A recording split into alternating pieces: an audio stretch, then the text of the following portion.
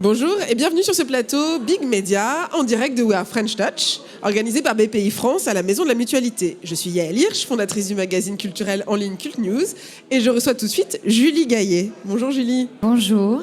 Donc, comédienne, scénariste, productrice, femme de cinéma. Vous avez aussi fondé le festival Sœurs Jumelles pour la musique à l'écran. Vous êtes une actrice et une femme d'entreprise engagée. Et je suis vraiment très heureuse de vous poser des questions aujourd'hui sur le plateau des Big Conversations. Ma première question est comment est-ce que vous êtes passée à la production ? Comment est-ce que de comédienne vous avez voulu, vous aussi, participer à la vie économique du cinéma français ? Alors, il y a 2 minutes, j'étais sur la grande scène en bas, là, organisée par la BPI, et c'était assez amusant puisqu'on me demandait d'apporter un objet et d'essayer de définir mon sujet.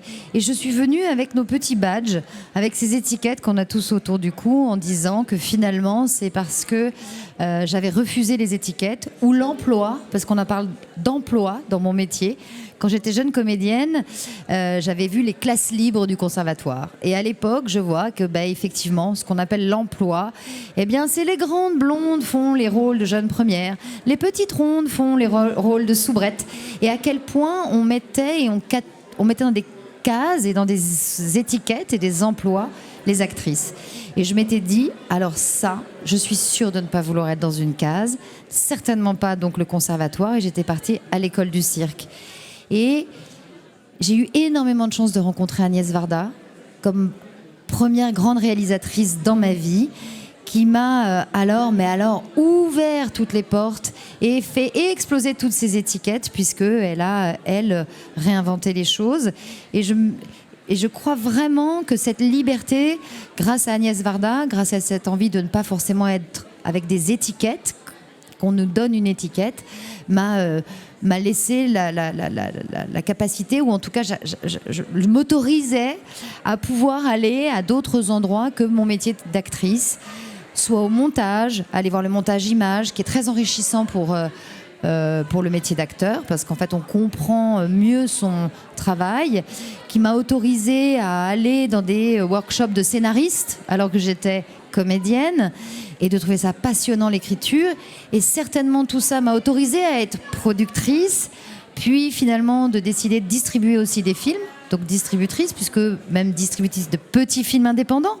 Mais je voulais qu'on ait la liberté de pouvoir distribuer nos films sur mesure, en tout cas de ne pas me mettre de limites, et finalement continuer à oser réaliser un documentaire, puis finalement une fiction, et puis aujourd'hui monter un festival, ce que je ne pouvais pas imaginer. Est-ce que vous vous rappelez le moment où vous avez décidé que vous alliez réunir les fonds, réunir les moyens pour faire un film, ou ça s'est juste fait de manière très fluide ? C'était, alors à chaque fois, je sais pas, pour moi il faut que ça fasse sens, mais c'était vraiment progressivement sur un film, sur tous les films, je participais comme actrice, j'aidais le réalisateur sur son casting, sur l'écriture de son scénario, trouver une salle pour projeter le film, parce que j'avais une amie qui travaillait à Canal+, qui pouvait nous laisser la salle. Ou même, j'ai vendu un film dans lequel je jouais à Cannes, j'avais les petits dossiers, j'allais faire les ventes internationales. Et j'ai tellement essayé de enlever ces étiquettes, ou en tout cas faire autre chose que simplement ce que je faisais. Et à un moment, ça m'a paru évident pour un réalisateur. Je le voyais, on avait fait un court-métrage et j'avais envie de l'aider à faire son premier long-métrage, donc à l'aider à développer et à le financer. Et parce qu'avec le temps, j'avais gagné plus d'expérience, plus de connexions. Je connaissais pas mal de distributeurs, de vendeurs, de chaînes de télévision, de diffuseurs. Je l'ai financé, ce film. Ça a été ma première production. Mais c'était fou d'ailleurs, parce que je joue dans ce film. C'est le seul film que j'ai produit dans lequel je joue. Parce que pour moi, il est très important de ne pas avoir de conflit d'intérêts. C'est compliqué d'être l'œil extérieur d'un réalisateur, donc d'être le producteur. Et puis tout à coup, que le réalisateur devient mon œil extérieur comme actrice. Mais alors, du coup, quand je reviens au montage comme productrice, c'était compliqué pour lui. T'es mon actrice ou t'es ma productrice. Donc j'avais décidé de ne pas jouer dans les films que je produisais, et j'essaie de me donner des règles. Mais en tout cas, sur ce premier film, je me souviens, ça avait été un tel paris fous de le financer, que je suis arrivée le premier jour de tournage avec cette joie de ouais, on l'a fait, on l'a financé. Et là, le réalisateur m'a dit oui, maintenant il faut le faire, il faut commencer à le tourner. Mais c'était assez magique, oui, c'est magique quand on arrive à vendre, à expliquer, à raconter le projet d'un réalisateur et le financer.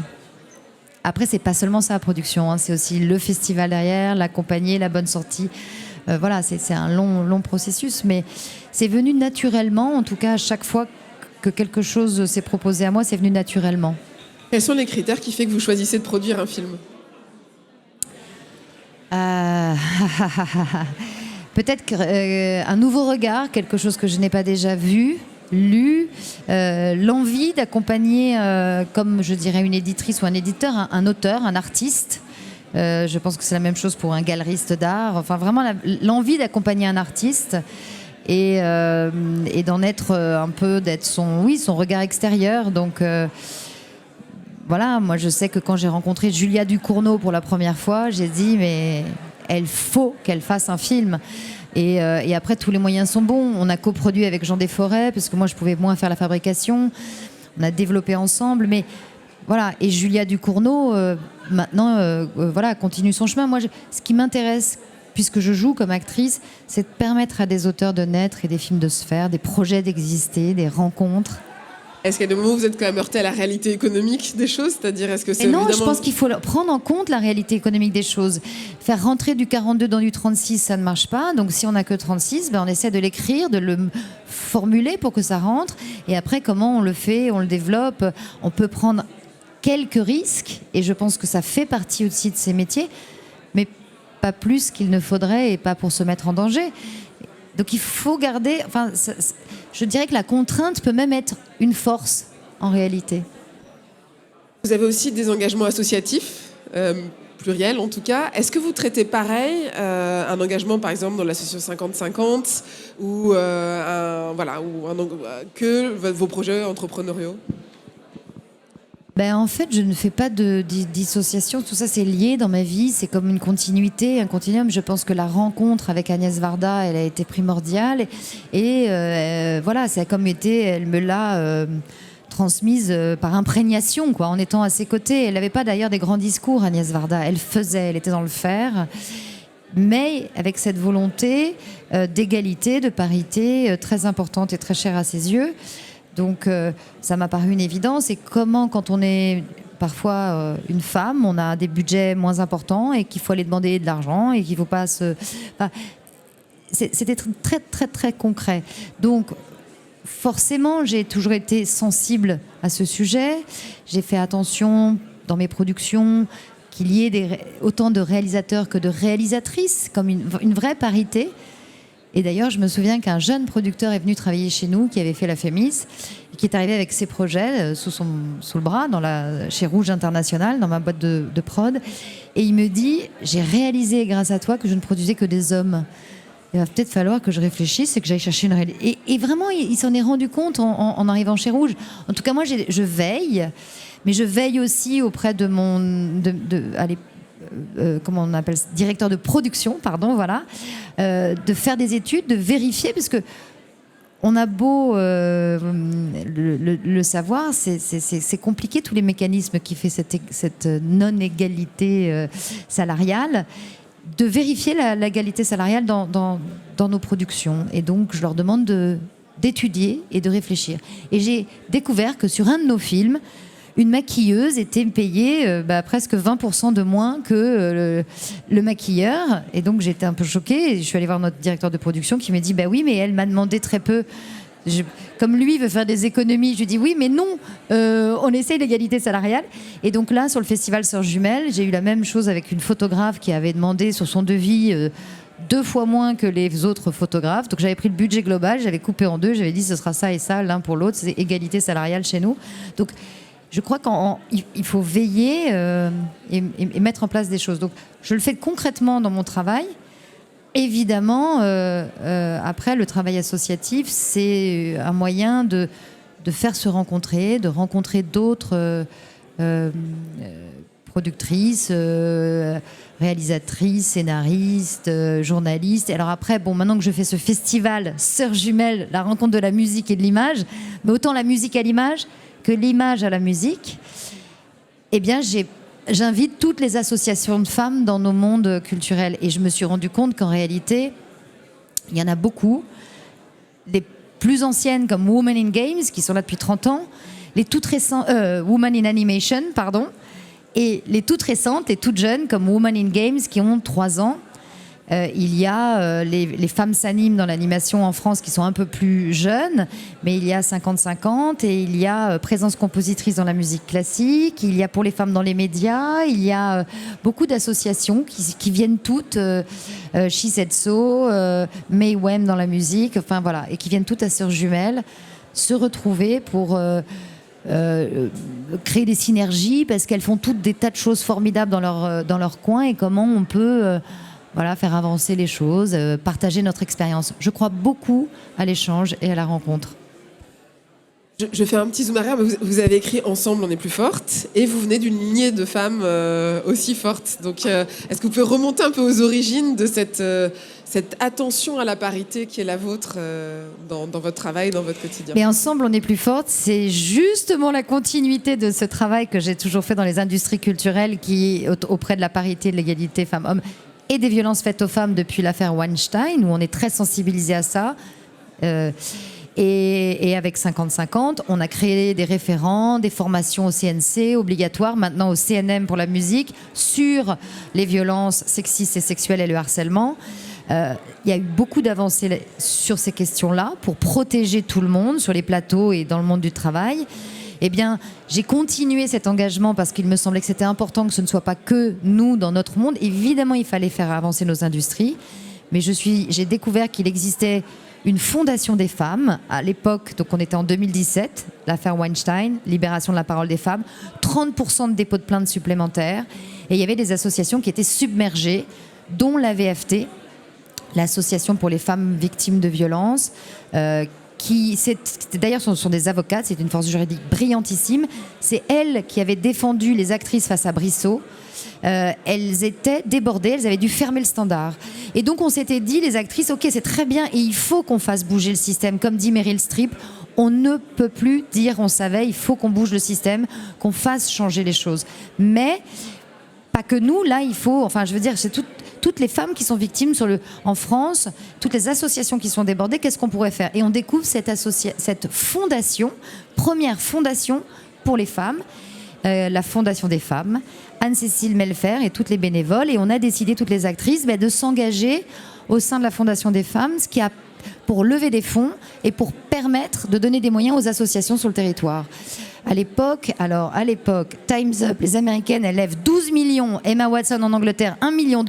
Nous, on part en campagne avec toutes les actrices pour la Fondation des femmes et on a péniblement levé 300 000 €. Donc on a dit, OK, on va partir pour la guerre. Et depuis ces 6 millions, là, il y a eu le gala hier soir, d'ailleurs, et c'était 650 000 € que nous avons réussi à collecter en une soirée. On ne lâche plus, on fait des nuits des relais, des concours d'éloquence, on fait des campagnes et tout l'argent est redistribué aux associations, 650 associations partout en France et à l'international. Et c'est des vrais montants, c'est 25 000, 50 000 €, parce que de toute façon, au fin du fin, le nerf de la guerre, c'est l'argent. Et c'est ce que j'ai découvert aussi comme actrice. Ça aurait pu être une autre thématique du débat de tout à l'heure de 8 minutes. Mais c'est une des raisons pour lesquelles je me suis mise à produire, c'est que si on veut parler de certains sujets par rapport aux femmes, il faut des moyens. Et donc, on lève des fonds pour que les associations aient des moyens. Et 50 000 € pour une association où elles ont en général des bouts de ficelle, dans des coins comme la Corrèze, je peux vous dire que ça fait des grands changements, c'est un salaire, ça fait bouger les choses. Et vraiment, encore une fois, les associations de femmes ont besoin de moyens. Merci. Donc, la cause de la parité, la cause des femmes est très importante pour vous, mais en général, ce que vous dites sur le mode du dialogue et la capacité à faire parler les gens est très importante. Vous étiez dans le vous faites partie du collectif Une autre voix, qui a permis une manifestation dimanche du monde de la culture pour que on se parle après, voilà, face aux événements qui se passent en Israël et à Gaza. Est-ce que vous voulez en parler un peu et voilà cette façon de au moins être ensemble et se parler et d'être transversal, quoi. Je crois qu'en tout cas, moi j'ai été totalement bouleversée et choquée par le 7 octobre. Ça a été d'une sidération et d'ailleurs on parlait des violences faites aux femmes. Mais quand on va découvrir la façon dont les femmes ont été violées, enfin moi je peux à peine lire. Quand je lis ce qui a été fait, c'est assez incroyable. C'est-à-dire qu'encore une fois, les femmes ne sont pas traitées de la même manière avec des viols, mais sordidissimes. Donc ça, voilà, je pouvais voir. Mais donc cette sidération. Et puis après le 7, c'est le 8, le 9, le 10, et on a tous été aussi forcément émus de se dire que les victimes, à Gaza, d'enfants, que c'est terrible et que donc il n'y a pas de possibilité de s'exprimer avec nuance aujourd'hui, et juste de m'exprimer, je vais avoir droit à des commentaires, donc tu es pro, tu es dans tel camp, ou tu prônes ci ou prônes ça, et simplement un peu d'humanité, c'est-à-dire que ça a été d'une telle, je sais pas, on a essayé de trouver les mots, en tout cas avec Lumna Zabal, avec Wajdi Mouawad, avec Baya Kasmi, avec Vito Ferreri. On a essayé tous ensemble d'écrire un texte pour dire est-ce qu'on peut se recueillir sans qu'il y ait forcément des slogans politiques, des récupérations, des se monter les uns contre les autres, mais un tout petit peu d'humanité, d'essayer de retrouver notre humanité. Parce que là, ça fait des c'est trop violent. Et voilà, et ça a été comme une nécessité. Mais encore une fois, c'est cette envie de rassembler, d'être ensemble, d'essayer de se retrouver. Et mon métier, c'est le rapport à l'humain. Donc je ne peux pas ne pas rester comme ça chez moi sans rien dire et me dire que je vois des camarades acteurs qui ne peuvent même plus s'exprimer sur les réseaux sociaux sans être menacés de mort.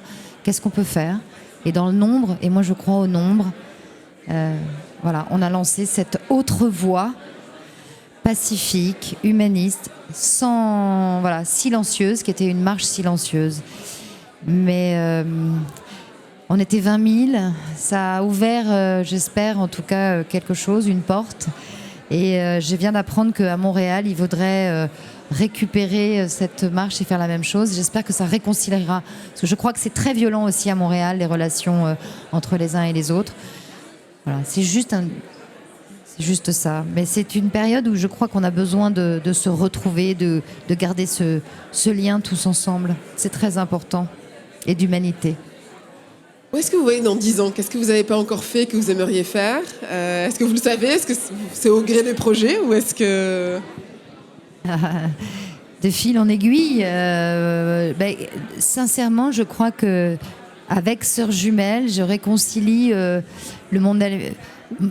Puisque en fait, j'aurais peut-être dû commencer par là, mais c'est vrai que j'ai commencé comme dans les arts par le chant lyrique, donc par la musique, qui m'a emmenée au jeu et à l'image.